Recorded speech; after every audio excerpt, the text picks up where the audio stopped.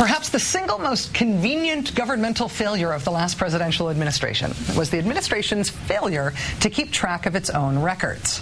We were supposed to keep track of records? I'm sorry, I have no record of that. Although two clear-as-day federal laws require the White House to preserve its records, the Bush administration said that it just plumb lost tens of millions of emails that were generated by administration officials and that were supposed to be kept. It always felt like a giant dog-ate-my-homework excuse. But if the Bush administration wanted its emails to be permanently lost, the bad news for them is that dogs can't permanently eat homework that's done on a computer in most cases. Nothing's ever really lost anymore. And now Bush administration emails from March 2003 to October 2005 have been restored. 22 million of them or so. They were found thanks to the Obama administration settling a lawsuit filed by CREW, Citizens for Responsibility and Ethics in Washington, and the National Security Archive, which is a private nonprofit organization. All 22 million emails don't get released to the public immediately. They go to the National Archives and Records Administration for preservation, archiving, etc., all the normal stuff that happens to White House records, but which can only happen if everyone agrees that those White House records exist. I will save you the back-of-the-envelope math right now. March 2003 to October 2005, that covers U.S. invasion of Iraq, Valerie Plame, CIA leak cover-up, waterboarding prisoners, the photographs at Abu Ghraib, the federal response to Hurricane Katrina, and much more. Joining us now is Meredith Fuchs. She serves as the general counsel to the National Security Archive, one of the two groups that sued the government. Ms. Fuchs, thanks very much for joining us tonight. It's nice of you to come in. Thank you. Thanks for having me. Do we know if the emails were deliberately deleted? Were they just lost, misfiled? What happened to them? Well, a little bit of everything, although I have to say we haven't found clear evidence of malfeasance, but there's a lot of decisions that make you wonder. So, for example, what happened to the emails? They were actually never really archived. They were manually shifted into files, which were then mislabeled and essentially lost. Somewhere present in the White House servers, but no one could find them. So that accounts for 22 million. In addition to that, we think some emails were actually missing from the system entirely. And so the White House has agreed to do some restorations, 33 days. Previously, the Bush administration restored 21 days as well.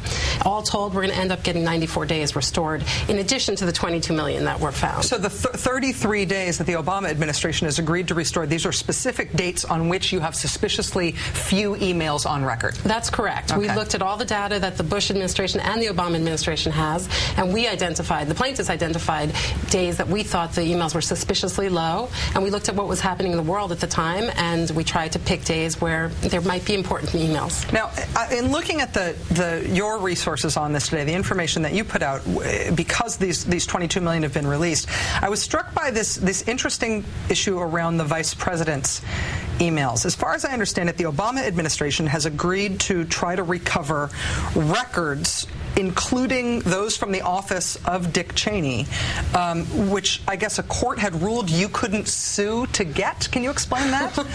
Well, basically, when the Valerie Plame investigation took place, there were subpoenas issued to the White House, and they went to look at the OVP's White House email, and they couldn't find them. There was nothing available, and they had to do this difficult restoration, restarting the individual accounts for each person in the office of the vice president. They found some emails, but we don't know if those were complete, and so the Obama administration has agreed to restore additional emails from those days to try to make that record complete.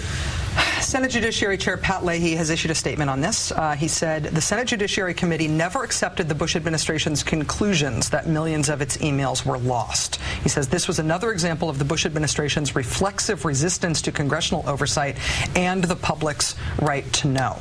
Because the archiving of emails is a little bit of an esoteric issue, even for those of us who are, familiar with what it is to deal with email and deal with online archives, is there a way to, I guess, contextualize politically how big an oversight this was of theirs, that they didn't create these archives? I mean, I understand that previous administrations have had trouble with the same issue. Right. Well, my organization sued the Reagan administration, Bush 41, and the Clinton administration. And so there was clear case law that said that every email in the White House should be saved. And the Clinton administration put in an email archiving system. So the fact that the Bush administration decided to disconnect that email archiving system and not put something else in place was a very serious oversight. Wow. Now, one last question. The day after President Obama was sworn in, I know the Justice Department filed a motion to dismiss your lawsuit. This lawsuit that's just resulted in these 22 million emails being made available. Was that the Obama administration upholding the Bush-era stance? Who filed that motion to dismiss your lawsuit? Do you understand what was going on there yet? Well, we were disappointed on January 21st to get that motion, but it had been in the works already and was originally supposed to be filed before that weekend, but they didn't get it filed, and the day after the inauguration it was filed.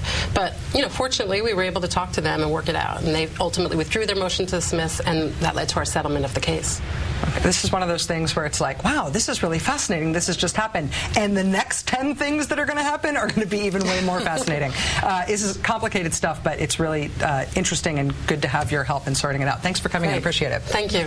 Meredith Fuchs is the General Counsel for the National Security Archive.